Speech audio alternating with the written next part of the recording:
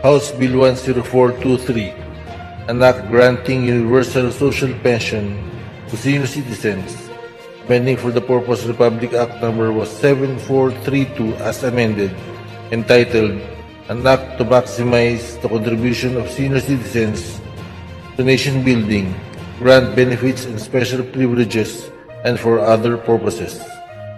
As reported by the Philippine Statistics Authority, the number of Filipino senior citizens was approximately 9.2 million in 2020, and this demographic is expected to rise significantly in the coming decades.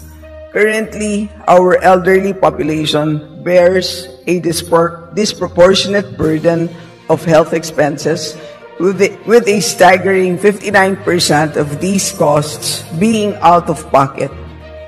These financial strains are compounded by the limited coverage of pension schemes, with only about 30% of seniors receiving benefits based on their work history. Yet many of our seniors perform an important economic activity and they are unpaid for this.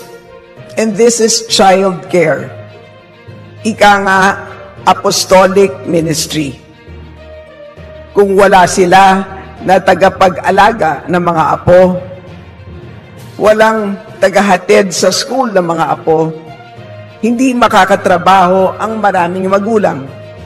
Many women will remain outside the labor force. Mr. Speaker, sa palagay ko, ay oras na magbigay halaga sa economic contribution ng ating mga seniors. So today, I stand before you to sponsor a bill of utmost importance, an essential piece of legislation aimed at securing the well-being and dignity of our senior citizens. This bill seeks to render eligibility for a social pension as mandatory for all Filipino senior citizens, expanding the provisions of the existing RA number 9994, also known as the Expanded Senior Citizens Act. Our seniors have been very grateful of the social pension for the indigent. Pero nagkakaroon po tayo ng malaking problema sa pagtutukoy o pag-identify kung sino ba ang indigent senior. Marami po, Mr. Speaker, ang nagsasabi, bakit ang kapitbahay ko kasama sa social pension pero siya po ay mas mayaman sa akin? Hanggang ngayon, hindi pa lahat nabibigyan ng karampatang pension. Less than half are currently covered by the program. So this proposal before us addresses these challenges head-on.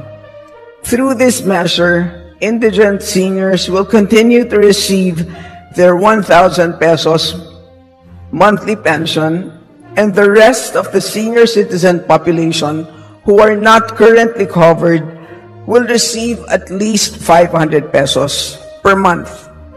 By mandating a social pension for all seniors, we ensure that every elderly citizen in our country has a basic level of income security. Indigent man o hindi, may existing pension o wala, lahat ng senior citizens meron ng pension. Uulitin ko po, ibig sabihin, matik na ang pagiging kasapi sa social pension.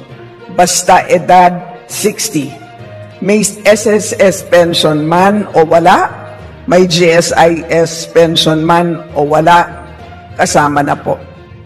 Therefore, I urge all my distinguished colleagues to support this bill, ensuring a safer, more secure future for our senior citizens, a future where their needs are not just met, but safeguarded with the full backing of our government.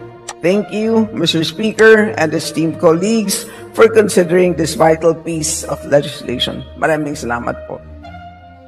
There's a motion to approve House Bill 10423 as amended. All those who are in favor, please say aye. Aye. All those who are not in favor, please say nay. The ayes have it.